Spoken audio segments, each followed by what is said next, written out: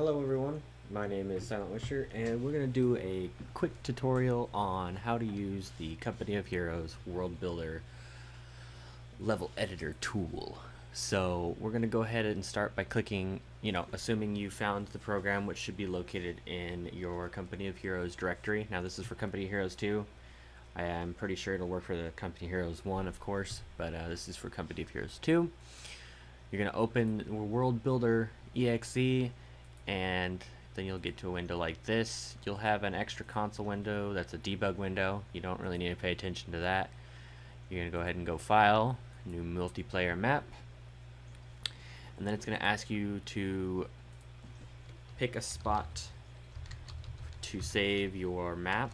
So I'm going to save it where it defaultly wants to go, and then it's going to prompt you with what you want your terrain size to be. So I'm just going to I'm going to leave it at default for a really small map, and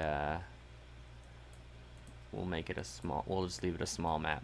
So your terrain size is how big the terrain is, and your playable area is where units and stuff can be placed and all that jazz. You'll see here in a minute what I mean by that. So it'll take just a second and it'll load in with default textures and whatnot. So give it just a second. Alright, so it looks like a giant desert, because it basically is with default settings, or default texture, my bad. So what we're going to do first is we're going to go to Overlay and Show Playable Area. So this is what I was talking about earlier. This is your playable area, and this is your total terrain size. So if you say want to simulate that there's more terrain over here, you can basically put mountains and stuff here, simulating that the terrain keeps going instead of just seeing nothing. So in order for a map to function at its most basic level, you're going to need the following items. So we're going to click this little item, this object placement, and we're going to go to EBPS, environment, or I'm sorry, gameplay. Then we will go to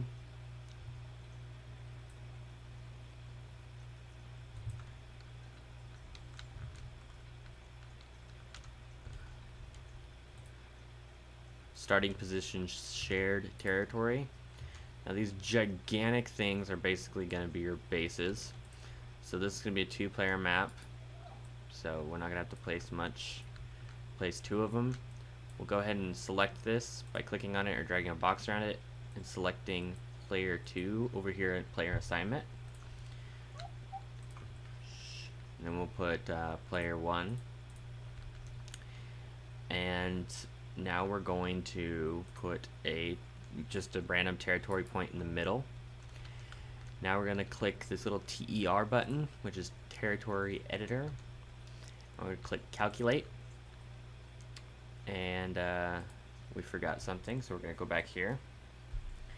And we're going to go to Starting Territory Team and place 1 down on each side and assign it to the players that they belong to. So 2 and 1. And then we're going to recalculate the terrain. There we go. So now all where this yellowish color is player 1's base area where they can build and whatnot, and same goes for purple for player 2, and then this blue area is just general territory capture area. So, and then your lighter color right here is the circle in which units can be in order to capture it. So at its basic level right now, you're almost ready to play if you really wanted to play it just like this. However, we need to add a couple more things. We need to add some map entry points. So these don't have to be perfect. Player 1, player 2. Now you could save the map by clicking Save, and then File again and Export Package. Once you do that, you can go in game, and it will be under Workshop in your main menu, and you could publish it from there, or you can just go to your own single player scrimmage and play it just like that. So that's how to set up a basic map. I'm gonna create more tutorials that are more in depth on how to do other things, but this is just a tutorial on how to set up the most basic working, functioning map. If you have any questions, please leave them in the comments below. Or if you have any specific requests, also leave those in the comments. I will answer them. Thank you guys for watching.